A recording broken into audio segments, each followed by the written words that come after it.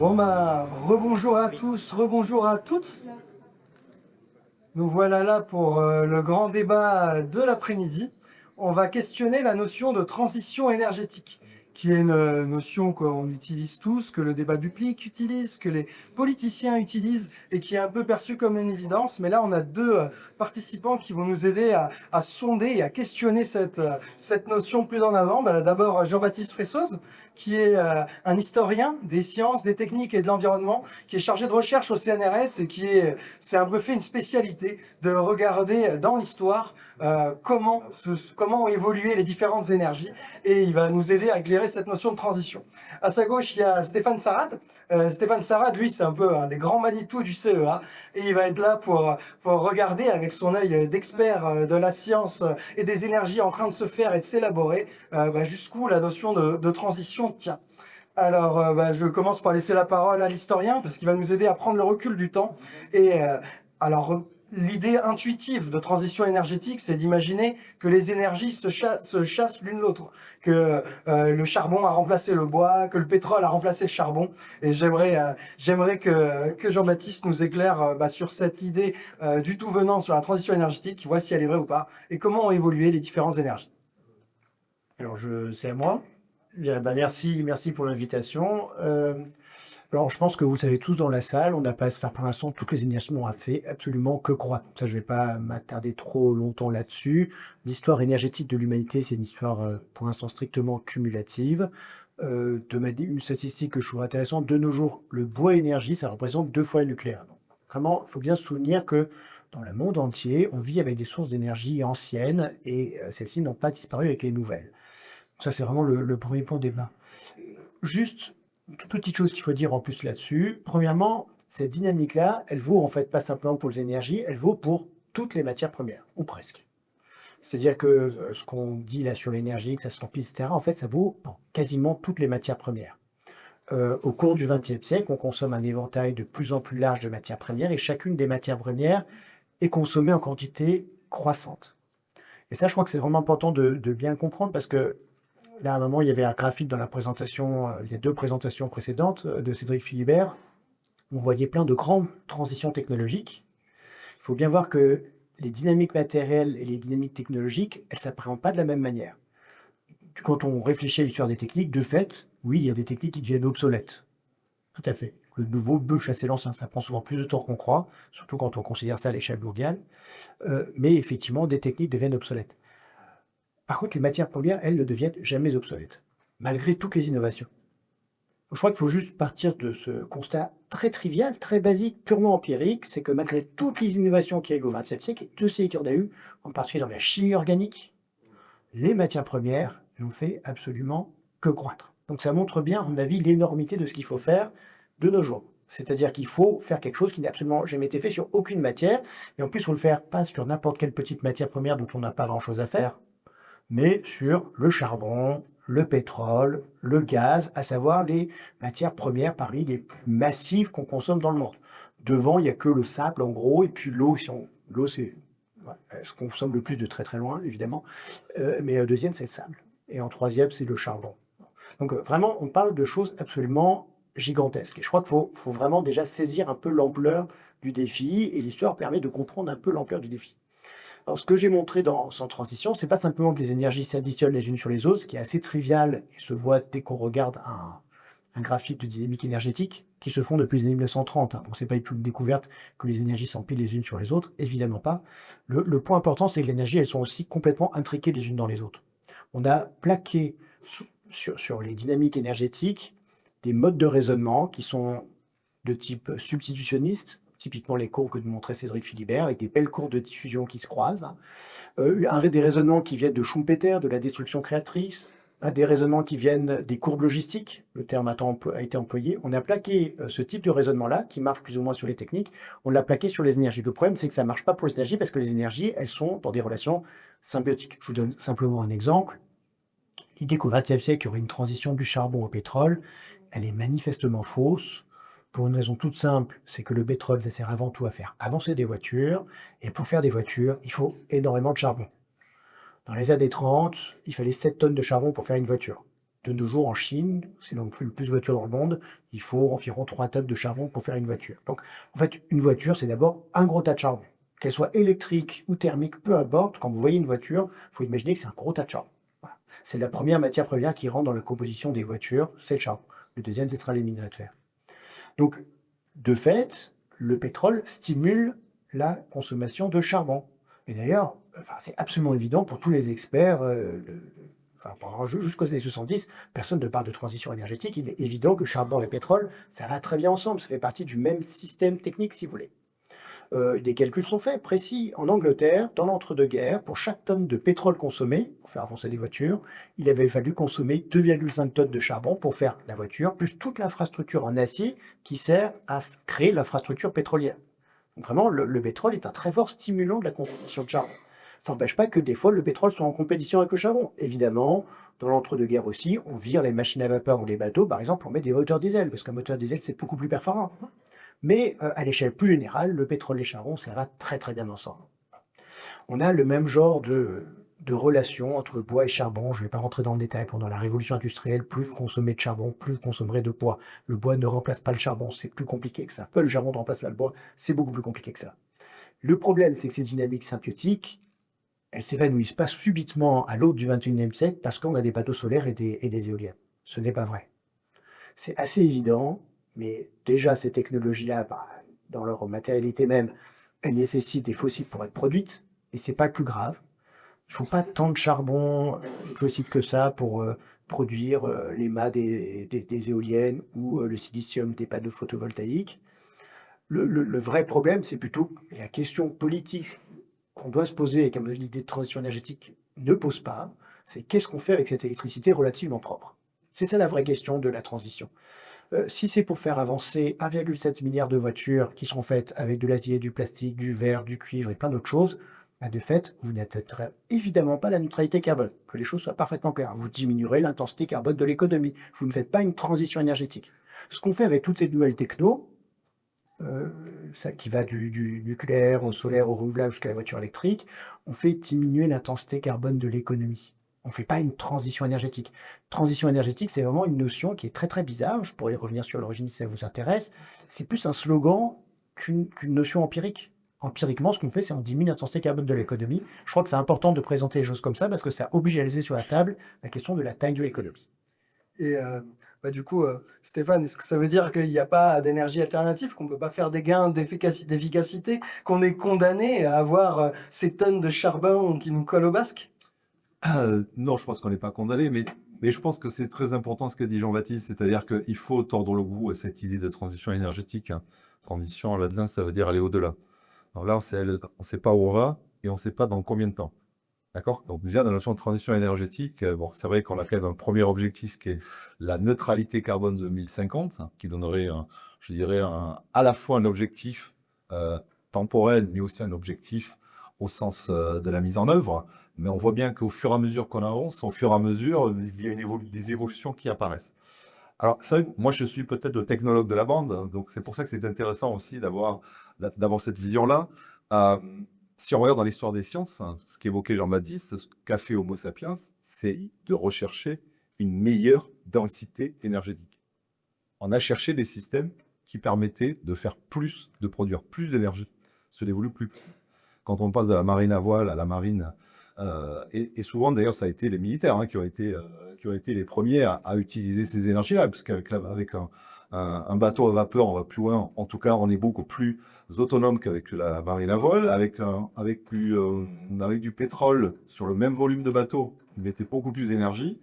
Et quand vous avez un sous-marin à propulsion nucléaire, vous partez pendant 6 mois sans avoir rechargé. Donc cette notion de densité énergétique, c'est peut-être ça qui a été aussi on va dire, l'évolution et cette notion de volonté et de maîtrise. Ce qui a été évoqué aussi, c'est que, et c'était intéressant puisque ceux qui ont participé ce matin au débat, quand une personne de la métropole nous dit, bah, de toute façon, l'Occitanie, c'est le bois à chaleur, voilà, je pense que tout était dit. Ça illustre complètement ce que tu viens de dire, Jean-Baptiste. C'est-à-dire qu'on a besoin. Alors pourquoi on a besoin? Parce qu'en fait, ben moi, dans ma vie d'adulte, je crois que je suis la première génération où j'ai vu la population mondiale doubler. Donc, on oublie aussi que l'intensité démographique a aussi, bien sûr, été un driver de l'utilisation donc d'énergie pour notre développement. Et ça, c'est un impact très important. Donc, je pense qu'il faut tordre le cou de cette notion de transition énergétique, puisque nous sommes, depuis 70 000 ans, dans la révolution cognitive d'Homo sapiens, nous sommes dans l'accumulation énergétique. La question maintenant, c'est que, je dirais, à la fin du XXe siècle et aussi à l'aube du XXIe siècle, pour la première fois de son existence, Homo sapiens il s'est rendu compte que la maîtrise de l'énergie qu'il avait pu développer commençait à avoir des effets sur son écosystème et lui sur sa propre perspective. Et c'est ça qui remet un petit peu les choses en lien. Après, je pense que là aussi, il faut aussi sortir des biais cognitifs. Là aussi, dans les présentations de ce matin, il y a objectif, on va diminuer notre intensité CO2 parce qu'on va augmenter la quantité d'énergie renouvelable en Occitanie. Allez, je suis désolé, mais ça va pas être aussi simple que ça, très clairement. Et je pense que la vraie difficulté, et je suis complètement d'accord avec ce qu'a dit Jean-Baptiste, dans l'histoire de l'humanité, on n'a jamais fait de transition énergétique.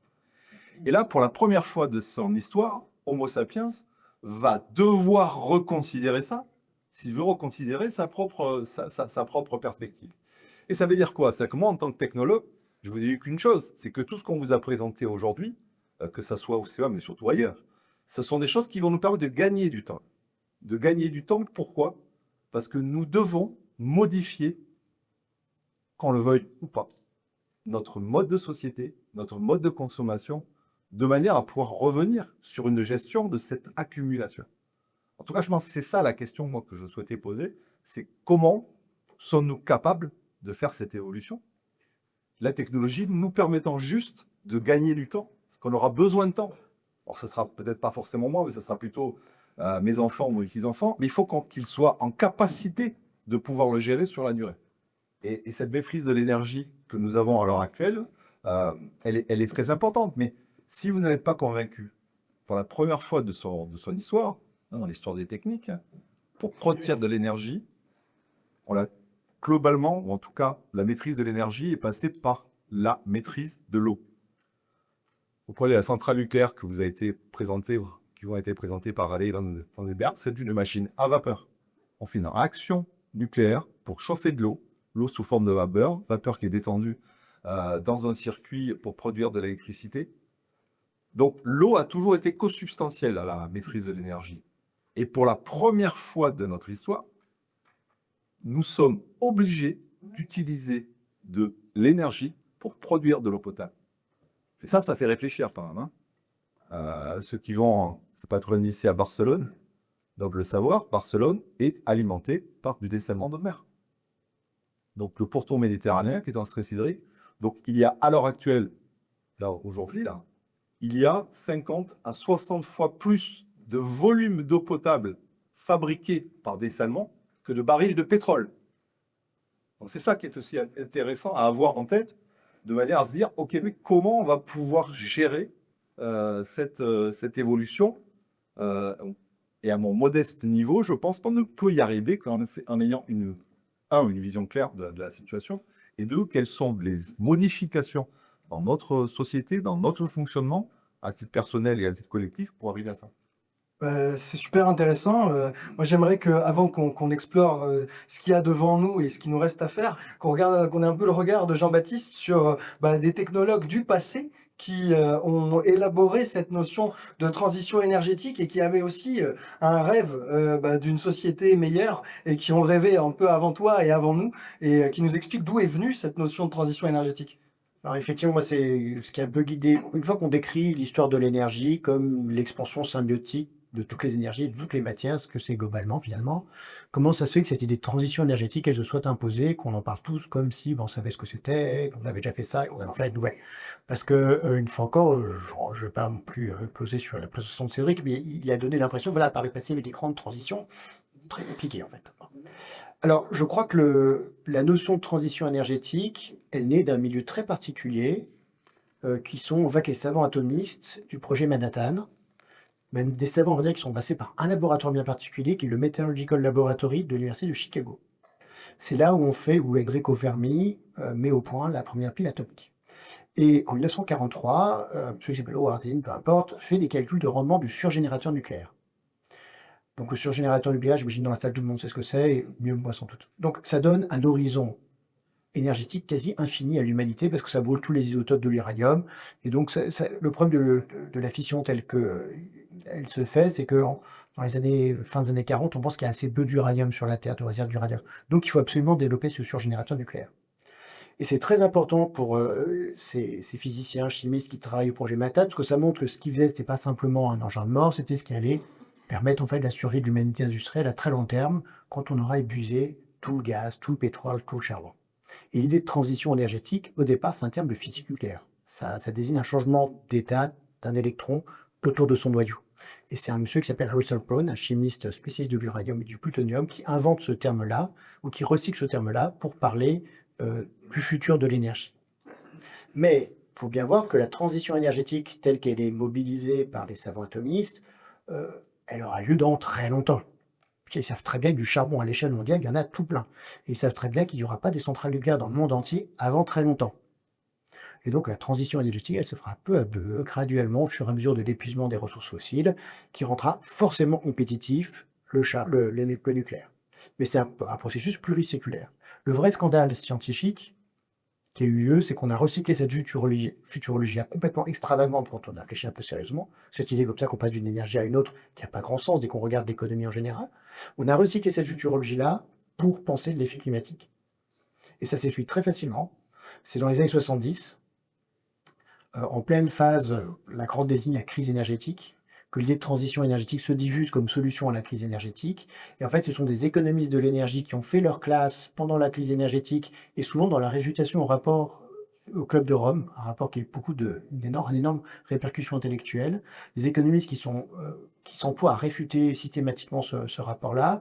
C'est eux qui vont, pour la première fois, penser la question du changement climatique en économiste. Et d'ailleurs, la très grande martingale proposée par les économistes depuis la fin des années 70, c'est quoi? C'est la taxe carbone. C'est de ça dont on parle depuis la fin des années 70 pour résoudre la question du changement climatique. Et la taxe carbone, ça a pour but de simuler économiquement l'effet de la raréfaction des fossiles. C'est exactement cette fonction-là. Ça doit augmenter peu à peu, ça doit simuler dans le monde économique comme s'il y avait de moins en moins de charbon, de moins en moins de pétrole, de moins en moins de gaz. Le problème évident, c'est que c'est très différent. Une vraie raréfaction, il y a vraiment de plus en plus, il y a quasiment plus de charbon, il faut leur faire autre chose, avec une décision politique d'augmenter le prix du charbon. C'est sûr que, politiquement, ça n'a pas du tout le même sens. C'était d'une très très grande faiblesse, en fait. Et vraiment, il y a le problème aussi, c'est que les économistes de la fin des années 70, néoclassiques, qui commencent à utiliser le terme de transition énergétique, au départ, ils s'en servent pour dire ça sera mieux de faire la transition plus tard. Pourquoi on la fera plus tard? Parce qu'on aura le surgénérateur nucléaire. Donc ils héritent complètement de cette utopie, de cet espoir d'un monde qui fonctionnerait uniquement avec des surgénérateurs nucléaires et l'hydrogène. L'hydrogène, on dit que c'est nouveau, etc. Non, ça fait très longtemps qu'on parle de l'hydrogène. C'est vraiment la vieille promesse qui réémerge. Dès qu'on a un problème, on parle d'hydrogène. C'était très à la mode dans les années 70, l'hydrogène. Il y a plein de plans sur des avions à hydrogène dans la littérature dans les années 70 qui n'ont jamais mené nulle part. Alexei Tupolev parle d'avion hydrogène, le Tupolev, l'ingénieur aéronautique russe, il parle d'avion hydrogène quand même. Jules Verne. Jules Verne aussi. Jules Verne parle d'hydrogène. Ouais. D'ailleurs, soit dit en passant, dans le dernier rapport du groupe 3 du GIEC, il y a un seul romancier qui est cité, un seul, et c'est Jules Verne. Et c'est précisément pour cette raison, c'est la personne qui a imaginé le futur de l'hydrogène. L'hydrogène est omniprésent dans le rapport du groupe 3 du GIEC, ce qui pose un certain nombre de questions sur la production scientifique sur les solutions face au changement climatique. Voilà, donc je pense que la transition énergétique, c'est pas une notion très sérieuse. C'est pas une notion empirique, elle vient d'un milieu très particulier, elle est très hétérodoxe, elle est radicalement marginale et étrange, et elle s'est diffusée dans les années 70, et ensuite on l'a projetée sur la question du changement climatique, et c'est pour ça qu'on n'arrive pas à faire la transition énergétique, c'est qu'en fait c'est une notion très très étrange. Peut-être que ce que ça questionne aussi, cette idée de transition énergétique, c'est le fait de s'appuyer uniquement sur les énergies. Peut-être qu'il y a des comportements, des choses un peu plus générales à changer et qui vont de pair avec des modes techniques et des modes énergétiques, je sais pas. Oui, très clairement. Et en fait, en t'écoutant, on se rend compte que si on part de ce que tu viens de vous présenter, à savoir sa vision de savant atomiste, quand tu vois ou tu entends des personnes qui disent il suffit de passer aux énergies renouvelables, il suffit de passer à la fusion nucléaire et tout est sauvé, on est exactement dans la même chose. On est exactement dans le même concept. Moi, je pense qu'à titre personnel, on n'a pas le luxe d'opposer les énergies bas carbone. On va en avoir besoin.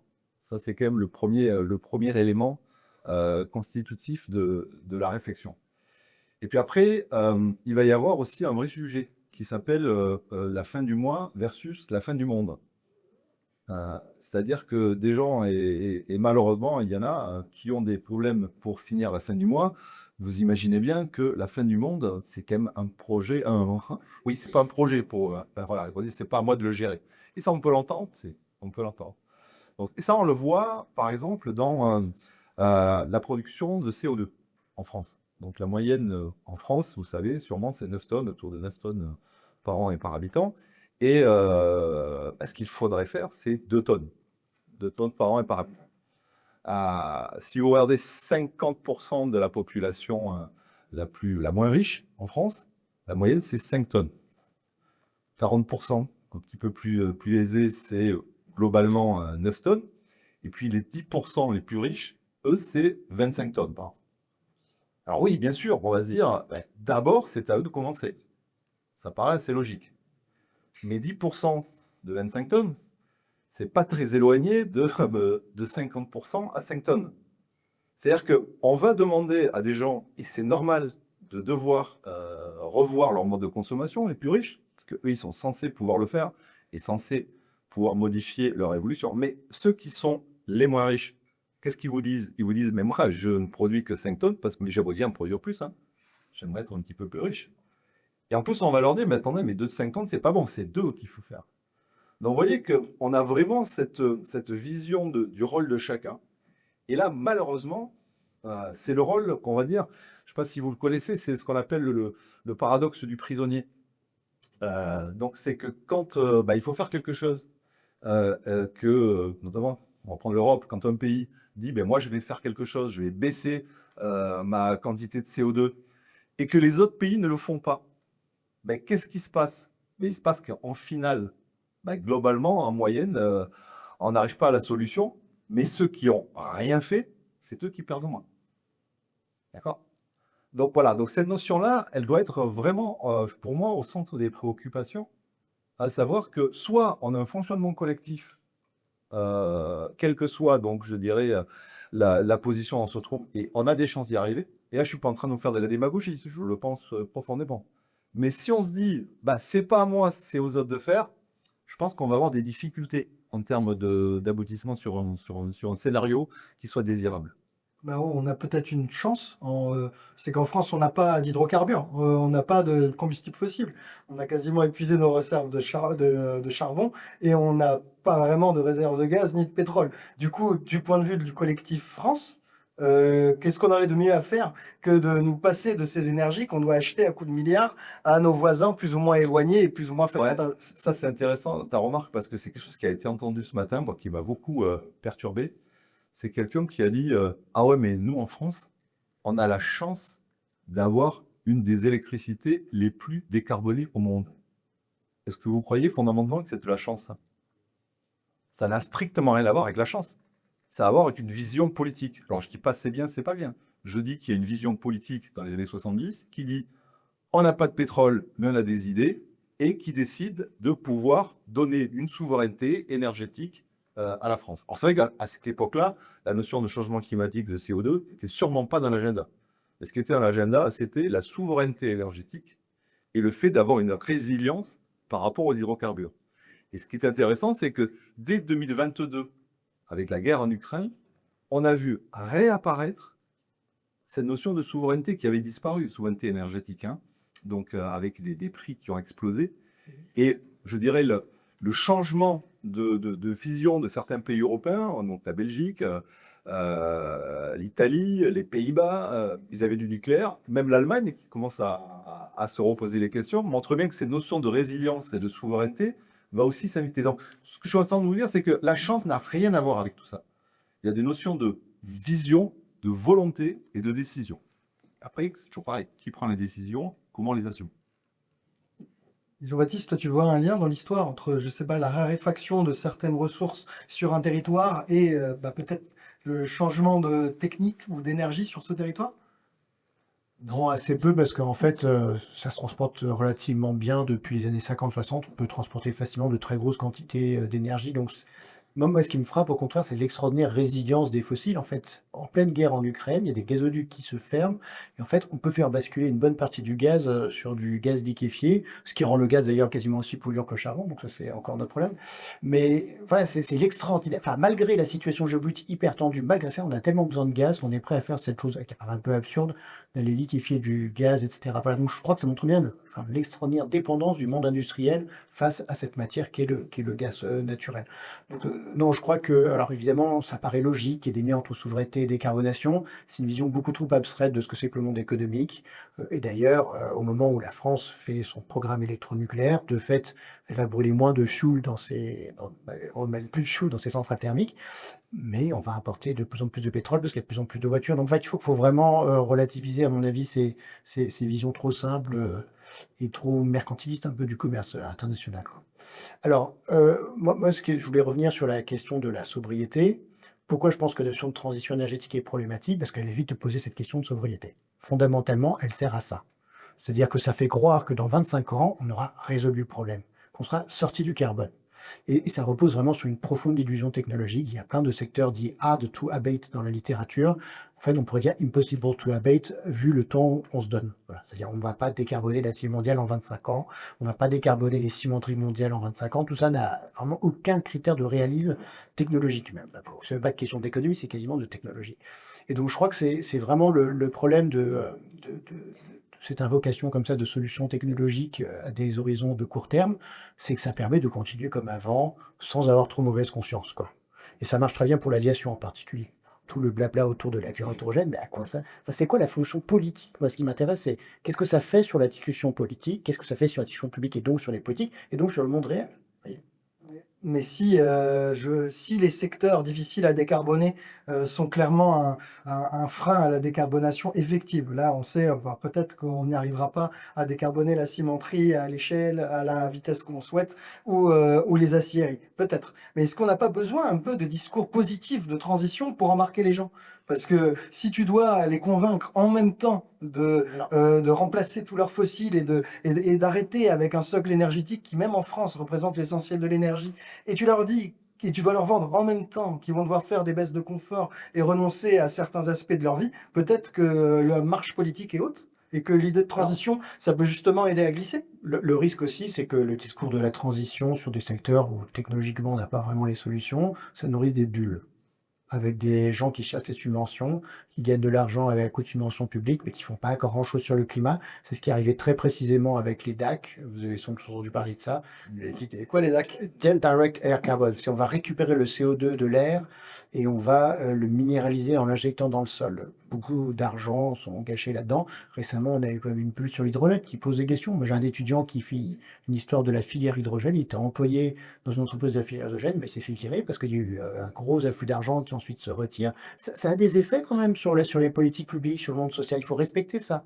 Moi, j'ai peur au contraire qu'en fait, ce discours, des fois, beaucoup trop optimiste sur les technologies, ça fasse des mauvaises politiques publiques. Par exemple, l'Angleterre a annoncé en octobre dernier 22 milliards d'argent public pour faire du CCS, donc la Carbon Capture and Storage. Cet argent, Ça explique aux gens ce que c'est. donc c'est en gros pour les choses d'ici à décarboner, bon, on va récupérer le CO2 à la sortie, je sais pas, des cimenteries ou de ce que vous voulez, ou des centrales à gaz, parce qu'en Angleterre, il y a encore beaucoup de gaz, et on va aller l'envoyer dans la mer du Nord. Bon. Alors, tout le processus est extraordinairement énergivore, hein. Premièrement, il y a un problème thermodynamique, c'est que c'est très très compliqué d'aller récupérer le CO2 de l'air, ça nécessite énormément d'énergie, c'est polluant, parce qu'on le fait avec des trucs à base d'amine qui sont polluants, il faut chauffer le sorbant pour récupérer le CO2, peu à peu ça se dégrade et ça finit dans les écosystèmes. Donc il y a des effets aussi de pollution. Et puis après ce gaz, il faut le liquéfier, il faut l'envoyer dans des bateaux, on va transporter du CO2 liquide dans des bateaux vraiment, parce que c'est une si bonne idée que ça, et on va injecter ça sous les océans.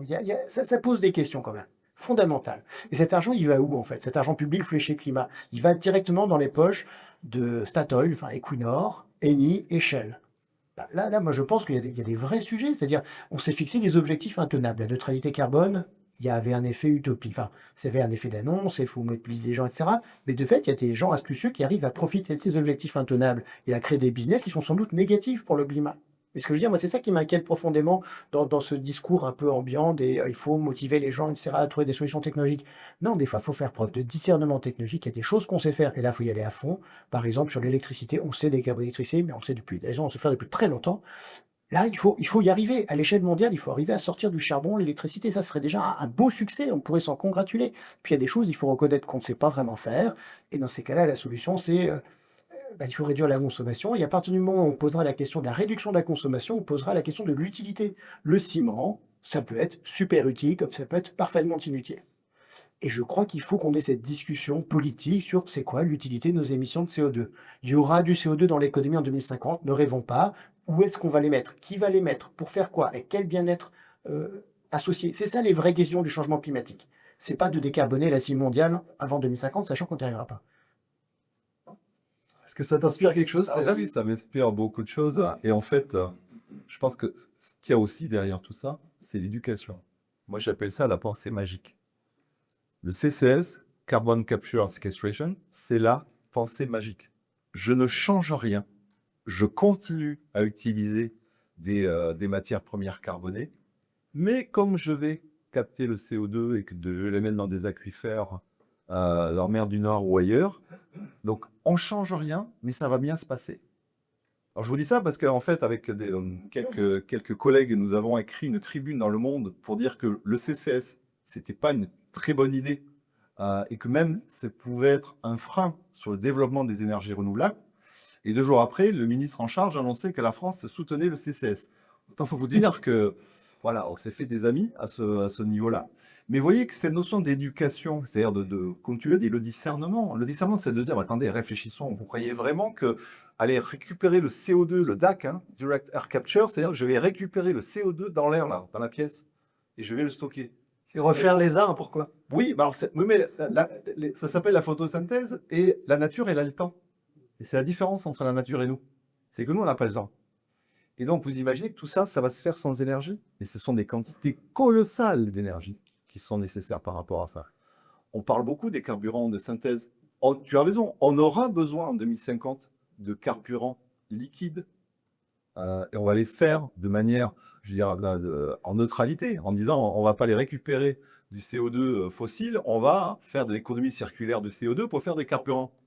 Bon, il y a, pour le maritime et pour l'aérien, une réglementation qui se met en place. 2035, 2050, avec des pourcentages, donc dans les avions en particulier, aussi dans les bateaux, de carburant de synthèse.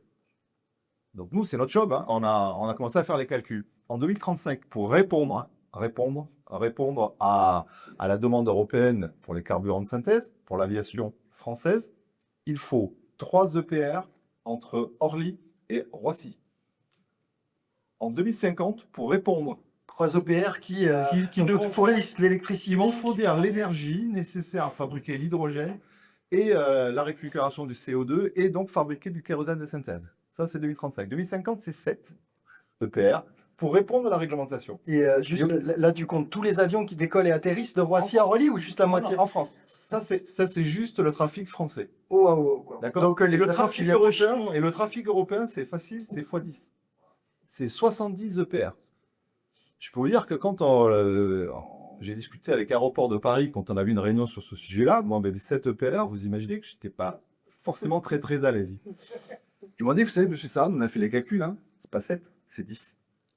Parce que ce que nous n'avions pas pris en compte, c'est que la décarbonation dans les aéroports, sur les plateformes aéroportuaires, va faire que tous les gros objets, tous les gros porteurs, tous les systèmes qui utilisent carburant sur une plateforme aéroportuaire, ils veulent le faire fonctionner, et c'est logique, avec de l'hydrogène. Voilà. Donc, il y a quand même toujours quelque chose qui est intéressant dans la notion de technologie, c'est qu'on a toujours en l'angle mort, malheureusement, la notion que tout ceci va nécessiter de l'énergie, beaucoup d'énergie, et sommes-nous en capacité ou pas de le faire? Valérie, vous avez parlé tout à l'heure des centrales nucléaires, le parc nucléaire français, les 6 EPR. 6 EPR en prévision, c'est 10 gigawatts. D'accord? 10 gigawatts de puissance installée qui vont soit être en substitution, soit en surplus de notre installation.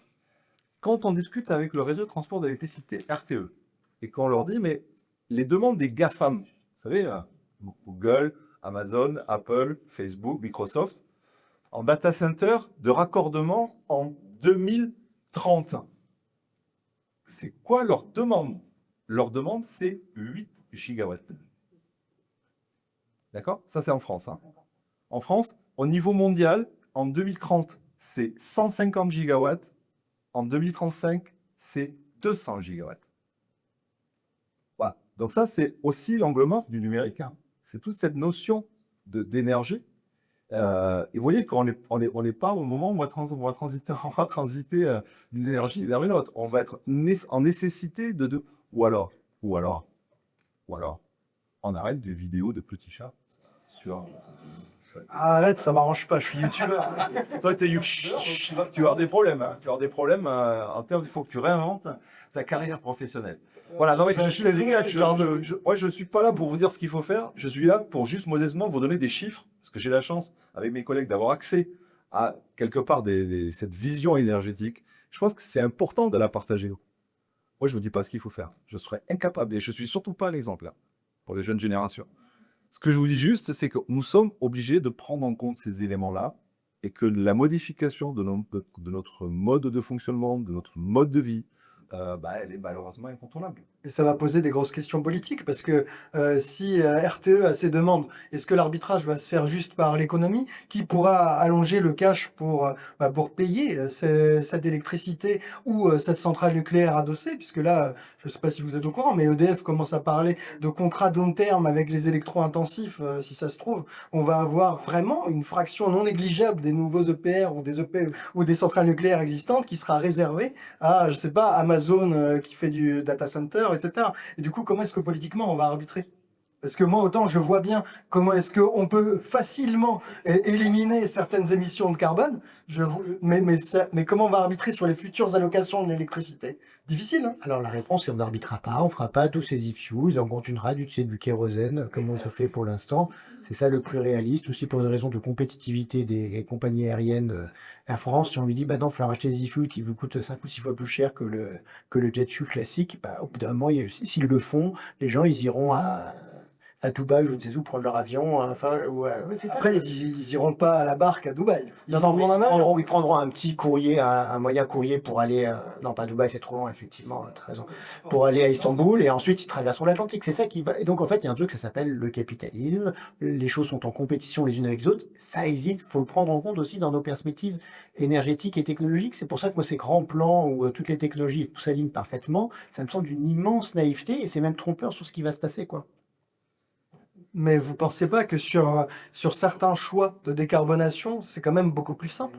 Parce que pour décarboner notre économie, je me rappelle d'un graphe ce matin, enfin cet après-midi, je me rappelle plus qui le passait, mais on voyait que les grands postes, c'était la mobilité individuelle en France et le chauffage individuel. Quand même, installer des pompes à chaleur chez les gens et mettre des réglementations pour le faire à échelle, ça, c'est pas des choix si compliqués. Tu as raison. En fait, ça a été aussi présenté dans la journée plusieurs fois. Les 4 piliers de la stratégie nationale bas carbone et ce qui porte aussi la programmation pluriannuelle de l'énergie, ça a été présenté plusieurs fois dans la journée. Il y en a 4. Sobriété, efficacité énergétique et augmentation de l'électricité bas carbone, nucléaire et renouvelable. Ce sont ça les quatre éléments. Donc, la notion de sobriété, elle est toujours dans la même pensée, parce que sobriété, ça veut dire quoi? Qu'est-ce que vous êtes prêt à faire? Donc, je ne prends plus l'avion, je ne mange plus de viande, voilà, et je dirais, ça, c'est vous qui êtes en capacité de faire ça. Et après, il va y avoir la sobriété, parce que l'efficacité énergétique, donc c'est un an de salaire hein, pour la population la plus pauvre, pour s'acheter un véhicule électrique neuf, et c'est un an de salaire pour financer la rénovation énergétique de son habitat. D'accord? Donc vous voyez bien que c'est juste pas possible de demander à nos concitoyens les plus pauvres, ah, vous êtes des mauvais citoyens, vous n'achetez pas de véhicules électriques et vous n'avez pas fait de rénovation de votre habitat. Donc il y aura cette notion de sobriété. Et puis il va y avoir le troisième niveau, parce que honnêtement, ça ne suffira pas. Donc il va y avoir ce qu'on appelle la sobriété imposée. L'exemple le plus simple, c'est on va passer de 130 à 110 km/h sur les autoroutes. Voilà. Ou interdire les chaudières à gaz, hein, parce que ça c'est encore plus simple. Interdire des chaudières à gaz et Pour des raisons économiques, je pense que ça va être très compliqué. Tu vois bien que quand on dit en Europe, en 2035, il n'y a plus de véhicules, il y a plus de véhicules thermiques, c'est ce qu'on disait il y a 3 ans. Regarde à l'heure actuelle, tu as beaucoup de pays, l'Allemagne en premier, grand pays d'écologie, hein, l'Allemagne. Donc, qui dit, ben, nous, non, mais nous, en 35, on n'arrête pas les véhicules thermiques, hein. Désolé. Ah, c'est vrai que c'est une industrie chez eux. Dans ces notions de sobriété, ça interroge effectivement notre mode de vie et surtout comment on va financer sobriété et efficacité énergétique. Et puis même la façon dont tu as présenté les choses, c'était trop simple. Ah, il y a les pompes à chaleur et les voitures électriques. Enfin, je sais pas, pour installer une pompe à chaleur, il faut qu'il y ait des gens formés. C'est compliqué, quoi. Il y a de la besoin d'artisanat. Parce que si tu mets une pompe à chaleur, il faut isoler les maisons. Il y a 15 millions de maisons à isoler en France. 15 millions fois 50 000. Tu vois, on est sur plusieurs triards, en fait. Donc, en fait, on est sur des pourcentages importants de notre PNB. Ça va pas se faire. Enfin, je veux dire, c'est colossal, en fait. C'est quelque chose d'absolument gigantesque. Voilà. Et donc même les choses simples, c'est très compliqué. C'est pour ça que une fois encore, ce truc du yaka faucon, ça paraît vraiment très très très trompeur, quoi. ouais, bah écoutez, On ne voulait pas plomber l'ambiance on va non plus peut-être quand même, hein. vous passer la parole parce que là moi j'ai essayé de rendre ça positif. Du coup, je propose qu'on fasse. Non, mais c'est positif. Enfin, je veux dire, moi, je pense que déjà, la vérité permet d'agir, hein. C'est ce que disait Michel Foucault. Donc, je pense que la vérité, c'est ce qui permet de rentrer dans l'action. Voilà. Et comme disait aussi le philosophe Alain, le secret de l'action, c'est de se mettre au boulot. Voilà. Donc maintenant, on peut plus dire, hein, enfin, vous savez, mais qui aurait pu imaginer? Qui aurait dû prévoir et qui aurait pu imaginer. Là, je veux juste faire une toute petite remarque d'un point de vue historique. Dans les années 70, politiquement, il y avait des vraies questions sur le rationnement, sur la sobriété. C'est des choses qui étaient vraiment posées. Moi, je suis frappé, dans les années 70, les sénateurs américains disent bah, il va falloir vraiment rationner le pétrole. Voilà, c'est vraiment la seule chose vraiment utile, c'est ça, quoi, face au choc pétrolier. On peut fantasmer sur le nucléaire qui va se développer, etc. Mais on voit bien que ça, quand même, c'est très lent à installer. Et puis, entre le nucléaire et les voitures, il y a quand même un gros gap, etc. Et donc, vraiment, on osait poser ce genre de questions. Et là, politiquement, personne ne parle de ça, quoi, pour le climat. Autant la question de la crise énergétique a fait peur aux élites politiques et économiques, autant la question du climat, honnêtement, ça fait pas assez peur, quoi. C'est-à-dire, bon, bah, on va s'adapter, etc. Enfin, ça n'a pas du tout suscité la même angoisse, et je crois que c'est pour ça qu'il se passe pas tant de choses que ça, quoi. Si tu me permets, combien il y a de climato-sceptiques dans la salle? Dénoncez-vous, il a un Léonard. Bon, soit vous êtes vraiment super bien, soit vous êtes quand même, il y a 30% de menteurs, parce qu'il y a quand même 30% de nos concitoyens qui sont climato-sceptiques, hein. Et il y a la notion du fait que c'est là aussi, alors ça, c'est ce qui m'a, à titre personnel, le plus impacté.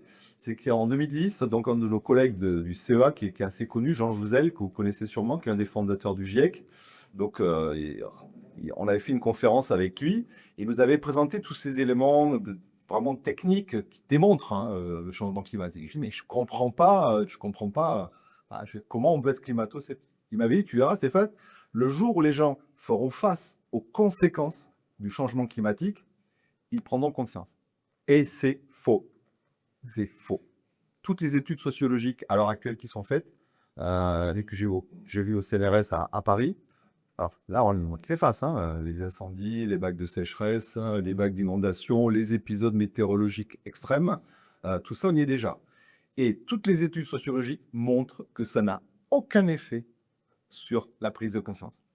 Et c'est ça qui m'interroge, hein, parce que c'est-à-dire jusqu'à quel niveau on aura à attendre pour se dire, ok, là maintenant, ouais, il faut agir, quoi. Je voulais faire deux petites remarques là-dessus.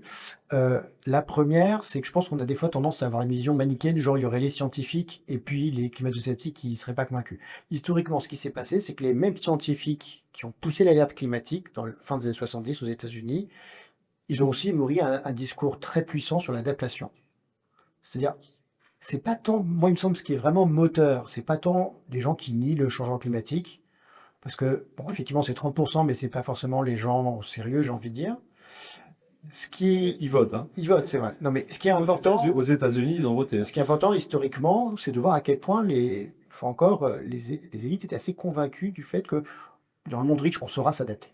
Au fond, et même, enfin, la question clé, la façon dont c'est posé très vite, c'est en fait, qu'est-ce que ça fait sur l'agriculture? Parce que c'est un truc qui est important, c'est la bouffe, quoi. Ça, et on en a besoin. Or, c'est un secteur économique qui dépend du climat. Alors, il y a des économistes qui disent, en 1983, c'est un rapport de l'Académie des sciences, disent on s'en fiche, l'agriculture, c'est que 3% du PNB. Bon, ça, c'était le côté absurde des économistes. Mais il y a aussi des agronomes tout à fait sérieux qui disent en fait, vous savez, ce qui est vraiment très important pour l'agriculture, c'est plus le climat. Ce sont quoi?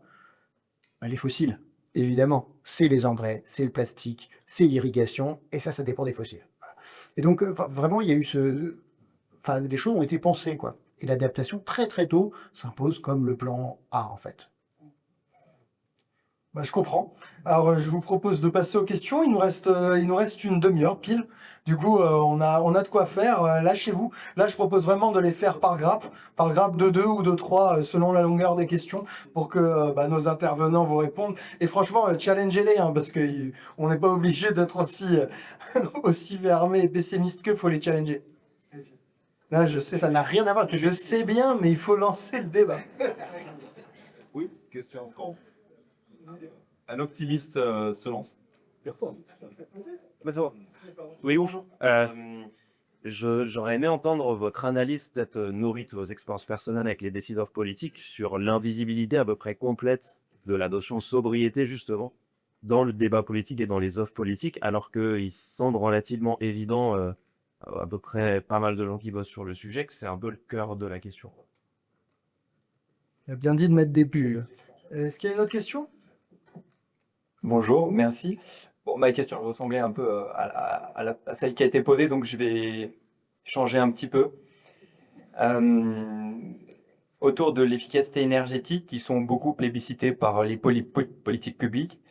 Je prends pour exemple la région Occitanie qui a déployé un plan de 150 millions d'euros dans l'aviation verte. Quelle est la place du scientifique dans la politisation de la construction des politiques publiques? Voilà, je voulais savoir votre avis là-dessus. Merci. Sobriété et Construction des bulles, là, c'est des chercheurs. Je commence sur sobriété. En fait, oui, la question de la sobriété, pourquoi est-ce qu'elle est dans les cours des pensées? C'est que, vous l'avez vu dans notre développement, la sobriété va mener à dire moi, je fais des efforts, mais les autres n'en font pas. Pourquoi j'en ferai? Parce que les autres n'en feront pas. Et donc, pousser la sobriété autrement que par l'éducation, hein. C'est pour ça que je parlais de temps long, d'éducation, de prise de conscience. Moi, j'ai un petit garçon de 11 ans. Je peux vous dire qu'il réfléchit à 11 ans de manière extrêmement différente que moi, j'ai pu être amené à le faire quand j'avais son âge, hein. Bien évidemment, en termes de sobriété, d'impact, de son impact sur le reste. Donc moi, je crois beaucoup à l'éducation. Peut-être que je suis naïf, mais je crois beaucoup à l'éducation. Et sur le long terme, c'est malheureusement une des voies importantes que je vois. Après, d'un point de vue politique, quand vous stigmatisez, vous perdez les voix. D'accord? Donc la difficulté, elle est là. Elle est que quand je parle de notion de prise de responsabilité, de prise de décision, et on l'a vu sur les tergiversations, ne serait-ce que les décisions énergétiques, hein, que nous avons eues en France en particulier. Alors, je ne suis pas en train de stigmatiser tel ou tel, parce que je pense que c'est global, hein. Donc, cette notion de prise de responsabilité, de prise de décision, comme on a pu l'avoir dans les années 60-70, je ne dis pas que c'était mieux avant, hein. On voit bien qu'il y a une vraie difficulté en termes de stigmatisation. Et puis pour la question sur les scientifiques, moi je peux vous dire très clairement, la parole des scientifiques, elle n'est absolument pas écoutée, hein. On est d'accord. Donc, alors, moi je me souviens très bien de hommes politiques qui m'avaient stigmatisé, mais les chercheurs, c'est ceci. Je dis, mais quand même, les chercheurs, vous avez un problème avec les chercheurs, hein? Il dit, ben non, il y en a de bien. Je dis, ben, ce sont lesquels? Il dit, ben, ce sont ceux qui sont d'accord avec nous. Voilà. Donc, vous voyez que la notion de la place du chercheur dans la société française, mais je pense dans la société occidentale, hein, donc, éducation et place et parole d'un scientifique, le pire du pire pour les scientifiques, ça a été le Covid, où on fait venir des scientifiques qui vous disent une réponse de scientifique, ben on ne sait pas, et on va y bosser. Mais ça fait des années qu'on leur file un paquet de pognon, et le jour où on a besoin d'eux, ils ne sont pas capables de répondre. Et puis il y en a un qui déboule en disant, ah, attendez, moi les gars, j'ai la chloroquine, vous allez voir ce que vous allez voir. Et il est passé comme étant un chercheur sur tous les médias. Et ça, pour moi, ça a été dévastateur. Chez le président de la République. Hein. Et je suis heureux de la République. Ouais. Donc, vous voyez que cette notion de la place et de la parole scientifique, mais notamment parce que, vous l'avez dit, ce qu'on vous dit, c'est pas ce que vous avez envie d'entendre pour forcément. Mais on vous doit la vérité. C'est pas qu'on détient la vérité, c'est que les chiffres que l'on vous donne, ils sont réels. Voilà. Ouais, moi, je suis d'accord avec ce qui a été dit, mais je voudrais juste avoir une vision un poil moins gratifiante par rapport à notre profession.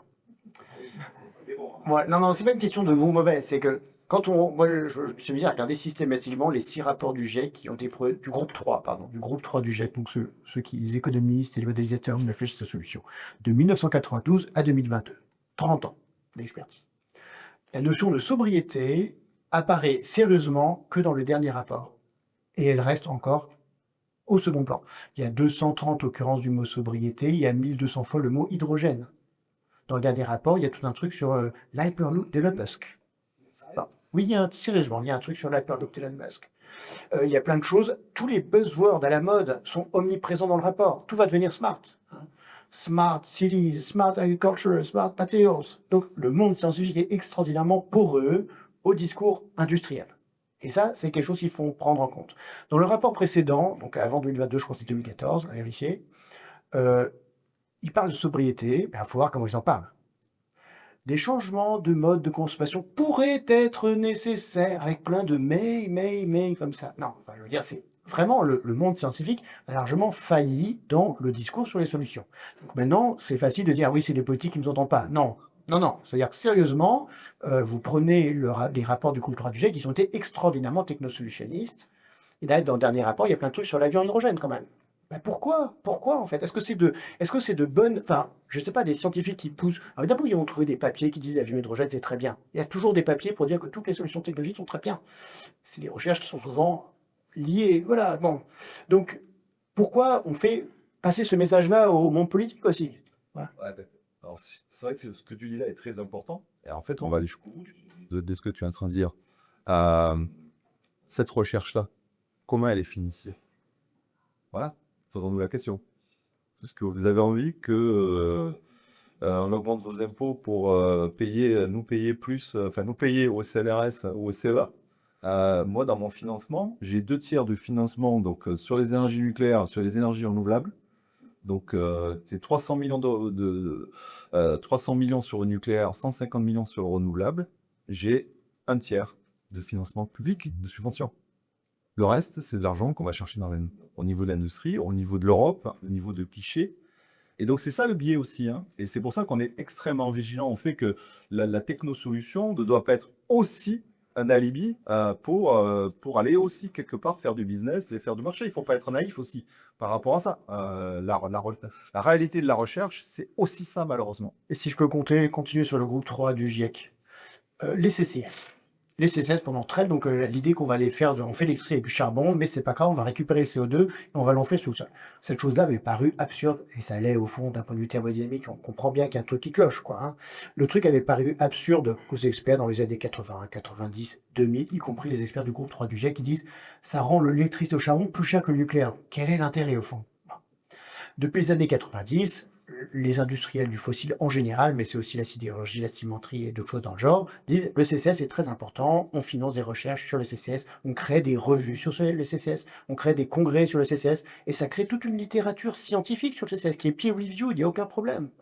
Résultat, en 2005, le groupe 3 du GIEC fait un rapport spécial sur le CCS qui dit le CCS c'est super important, ça coûte pas si cher que ça, et on pourrait stocker jusqu'à 2000 gigatonnes dans les réservoirs géologiques de carbone grâce au CCS. Et à partir de là, le CCS expose dans le monde scientifique une prolifération de papier très problématique au fond, parce que quand on voit l'origine de cette recherche, c'est une recherche qui est très étroitement liée aux intérêts fossiles, et résultat, en 2014, le rapport de groupe 3 du GIEC dit pour atteindre la neutralité carbone, il faudrait faire 10 gigatonnes d'émissions négatives par an en scénario médian, principalement grâce à transformer l'électricité on fait de l'électricité avec de la biomasse, on récupère le CO2 à la sortie des cheminées.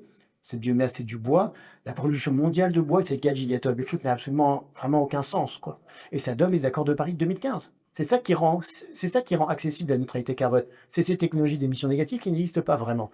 Donc vraiment, il faut surtout, à mon avis, sortir du récit trop simple en disant les scientifiques sont toujours du bon côté et puis il y a les méchants politiques. En fait, les choses sont plus compliquées, quoi.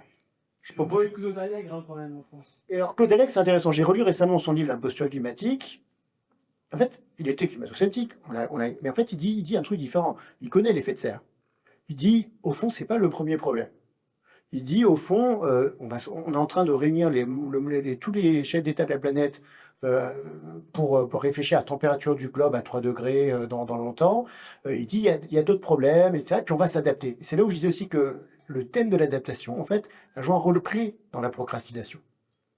Bon, vu le temps, Juste quand même un point, parce que là, Allègre, je pose des questions quand même. non, mais il y avait une intervention et je pense qu'elle est importante. Et je vois quand on dit les scientifiques, ils sont pas tous blancs, bien au contraire. Parce que là, je veux dire, ça va même encore plus loin. C'est-à-dire quelqu'un, vous savez, c'est l'ultra-crépidarianisme.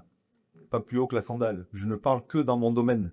Donc quand vous avez un scientifique qui a des positions et des responsabilités politiques et qui utilise ces positions-là pour faire passer des éléments hors de son champ scientifique, il y a des chercheurs dans la salle, hein, donc on a été formés au fait que, bon, on s'exprime, on essaye de s'exprimer dans le domaine qui est le nôtre, d'accord ?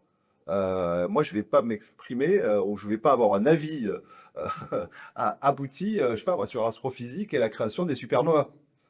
Et c'est à peu près la même chose. Donc c'est ça aussi, ce danger aussi, c'est... Enfin, moi, avec quelques-uns, on est quand même... On a essayé d'écrire des livres de vulgarisation. Je veux dire qu'un livre de vulgarisation, quand vous allez à la FNAC ou ailleurs, vous apprenez l'humilité. Hein, parce que ce qu'il y avait en premier comme livre de stock de scientifiques, c'était les frères Bogdanov. Voilà. Donc, vous voyez aussi que cette notion de science, de perception, et de comment aussi on peut utiliser la science à un mauvais escient. Ça, je crois qu'il faut qu'on en soit conscient. C'est pas moi le vulgarisateur qui veut vous contredire. Bon, vu comme il parle, je propose de prendre 4 questions cette fois, parce qu'il ne reste qu'un quart d'heure et il faut que vous les posiez, quoi. Du coup, il y en a un là-bas, ici, et au milieu, près d'à vous. Petite question sur le climato-scepticisme. Vous avez dit quelque chose, je ne sais pas si c'est vraiment, ça se retrouve dans la littérature, vous avez dit que l'opinion, c'est pas vraiment dans le sens attendu. En fait, il y a de plus en plus de catastrophes et plutôt les études montrent que plus il y a de catastrophes, plus les gens, en tout cas sur des études américaines, Afrique latine notamment, ont tendance à non seulement croire au changement climatique, mais en plus à l'effet humain, l'effet anthropique sur ça.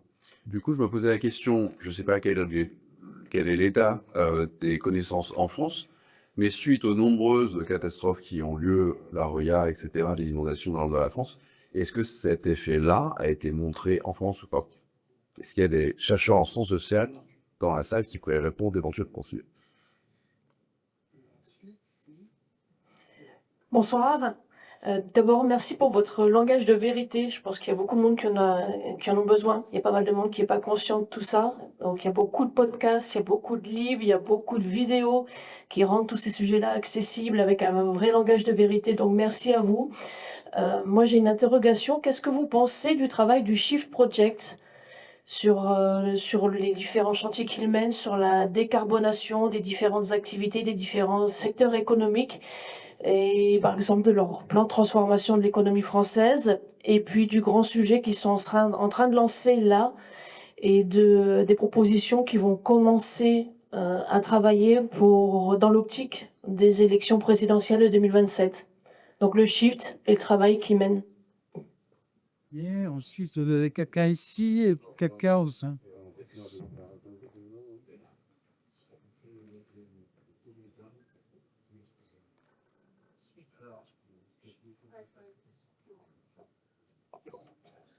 Vous m'entendez? Oui, déjà, pareil, même remarque, présidente, merci pour la parole libre que vous avez donnée, cette vision de donner une vérité scientifique. Moi, ma question, c'est quand on voit ce qui se passe aux États-Unis. On vous entend. Quand on voit ce qui se passe aux États-Unis avec les attaques frontales contre la science, si vous aviez un garde-fou à mettre en place préventivement aujourd'hui pour défendre la science, lequel serait-il? Qu'est-ce que ça serait? Bon, alors moi j'ai plus de remarques qu'une question. Concernant la sobriété, vous avez parlé de sobriété aidée, vous avez pris l'exemple de la limitation sur l'autoroute. c'est pas de la sobriété, c'est une question de régulation. C'est la même chose qu'une taxe carbone en fait. C'est-à-dire qu'on impose une limite et ensuite, si vous dépassez cette limite et si le seul but c'est de diminuer les émissions de carbone, vous payez une amende supplémentaire.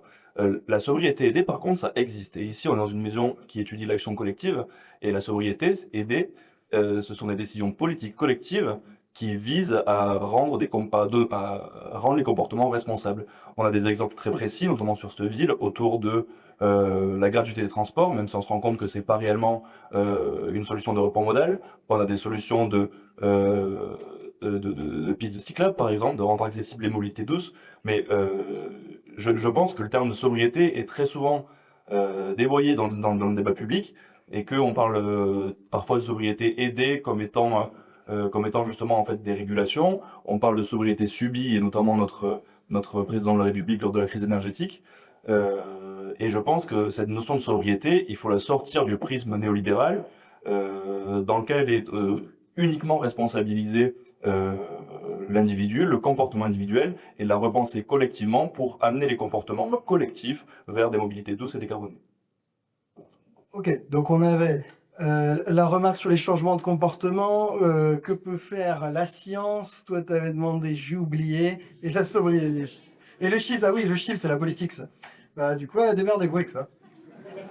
Alors moi, je voulais juste revenir un tout petit peu. Il y avait une question sur l'efficacité énergétique.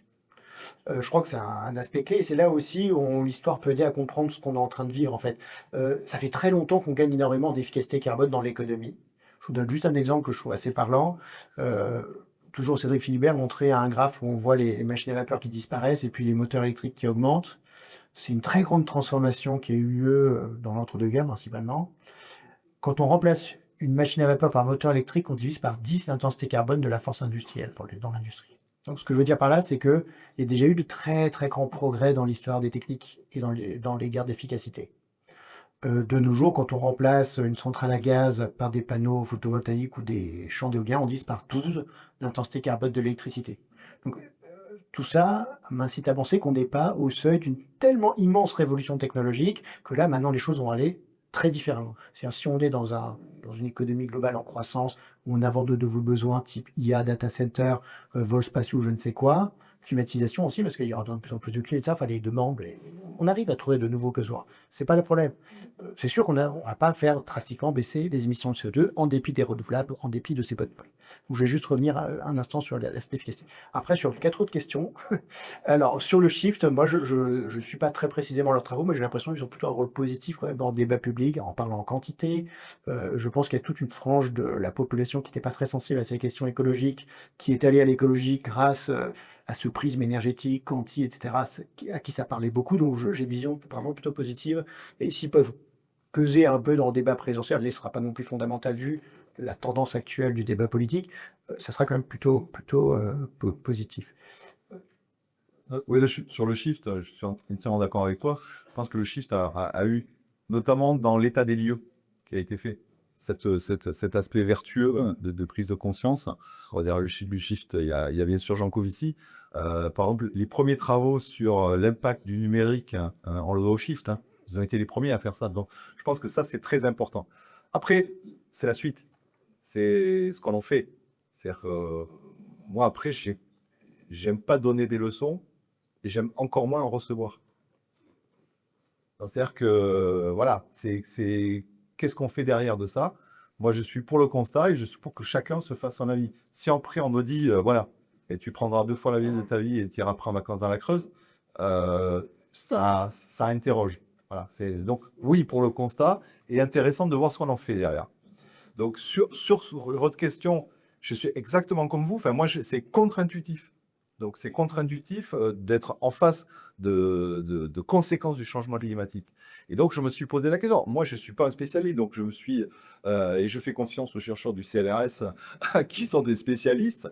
Et en fait, ce qu'on voit derrière, c'est que qu'est-ce qui oblitère, qu'est-ce qui écrante le fait de dire, il faut que je fasse quelque chose, c'est d'abord aux autres à commencer. C'est ça un peu la difficulté. Et c'est un peu la conséquence de ça. Et ça permet de basculer sur ta question. Moi, j'ai pas la vérité révélée. Je te dis juste ce que disait Abraham Lincoln. Si vous ne misez pas sur l'éducation, essayez l'obscurantisme. Ben, le gars, il a été un peu visionnaire, quoi.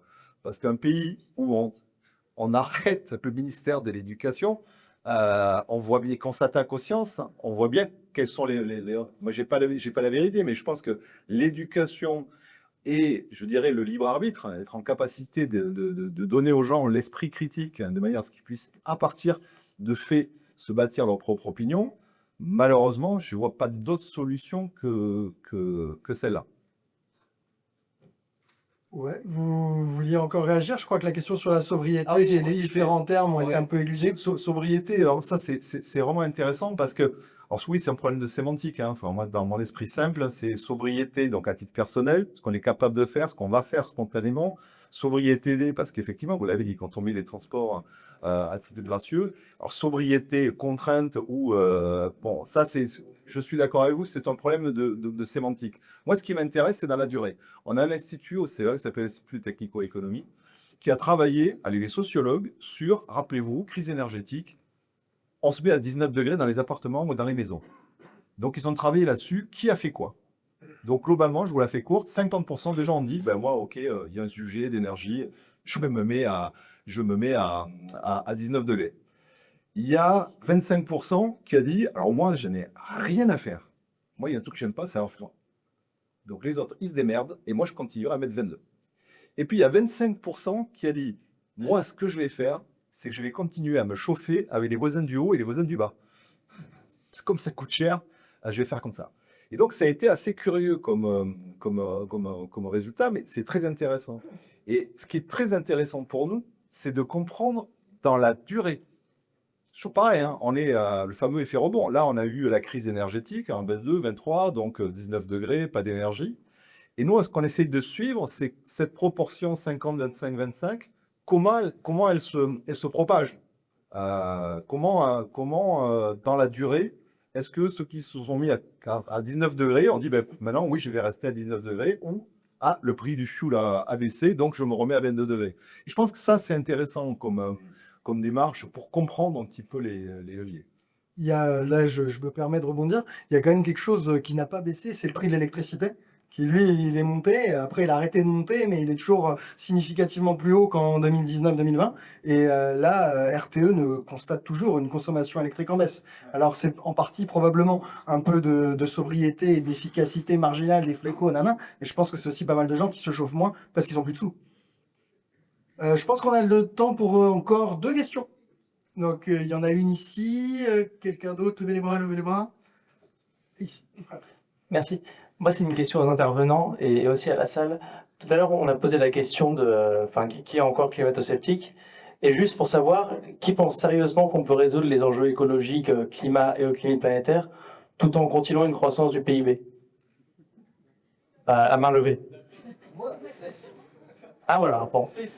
Dénoncez-vous. Oui, alors juste, je fais un commentaire parce que c'est une phrase de Thomas King, un économiste, qui a dit « Croire à une croissance infinie dans un monde fini, il faut être soit fou, soit économiste. » Et c'est un économiste qui a dit ça. Donc je peux vous dire qu'il savait secouer dans la communauté. Donc oui, effectivement, il y a le problème de finitude des ressources, tu l'as évoqué, par rapport à nos consommations. Et ça interroge aussi la consommation. Deuxième question avec Orobos. Oui, bonjour. On est dans un débat sur l'énergie, très intéressant évidemment, je rejoins tout ce qui a été dit. Moi, il y a une question qui m'interroge, c'est sur la loi de Brandolini. Je ne sais pas si vous connaissez, je pense qu'il y en a certains qui connaissent. Elle dit de manière assez simple, si je me souviens bien, que l'énergie nécessaire pour contredire un mensonge, une fausse vérité, est 10 fois plus importante que celle qui était nécessaire pour la créer. On a un youtubeur aussi pour animer, donc on sait que c'est les réseaux sur lesquels peuvent se propager facilement finalement les contre-vérités. Comment on fait pour lutter contre ça? C'est-à-dire que là, je pense qu'on est entre gens de bonne volonté, de bonne foi, on dit des choses, on pose des chiffres qui sont des vérités, mais dans le monde dans lequel on vit, ça devient, en plus avec l'IA, beaucoup plus compliqué aujourd'hui d'arriver à faire la part des choses. Et en gros, est-ce que la partie n'est pas perdue d'avance avec cette loi? Moi, je suis pas aussi pessimiste là-dessus. C'est-à-dire, j'ai l'impression quand même que toutes ces promesses se heurtent en fait à des obstacles physiques et économiques majeurs et les choses quand même ont tendance un peu à s'évaporer dans l'air. Moi, j'étais frappé de voir par exemple là sur les DAC. Je me suis intéressé au sujet récemment. Il suffit d'aller sur le site de la première entreprise de DAC, elle s'appelle Climeworks. Énormément de presse et de blabla sur à quel point c'est super important. Énormément d'investissements. Il y a $1 milliard comme c'était valorisé dans ce truc. Et puis, alors, ils promettaient en 2015 qu'ils allaient stocker, ils espéraient pouvoir stocker 1% des émissions mondiales. Donc 400 millions de tonnes de CO2 par en 10 ans, en 2025. En 2025, on va sur leur site et on voit dans leur onglet Sustainability, donc Climeworks espère atteindre la neutralité carbone pour sa propre entreprise en 2030.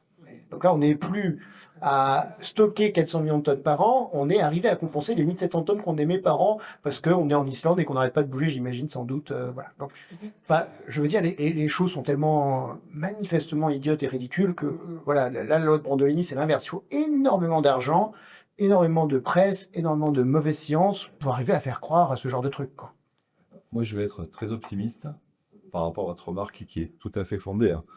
Je vais juste vous dire que il y a 10 ans, on aurait fait ce genre de débat, on aurait eu 2 pelés, 3 tendus, et comme c'est tard, je crois qu'ils seraient pas restés jusqu'à la fin.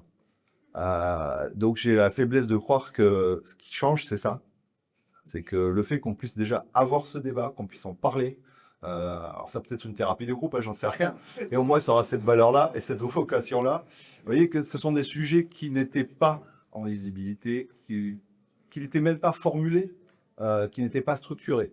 Et la discussion qu'on vient d'avoir tous ensemble, quelque part, montre bien qu'on était déjà en train de structurer un débat, structurer des questions et structurer aussi des débuts de réponse. Donc je serais plus optimiste que vous.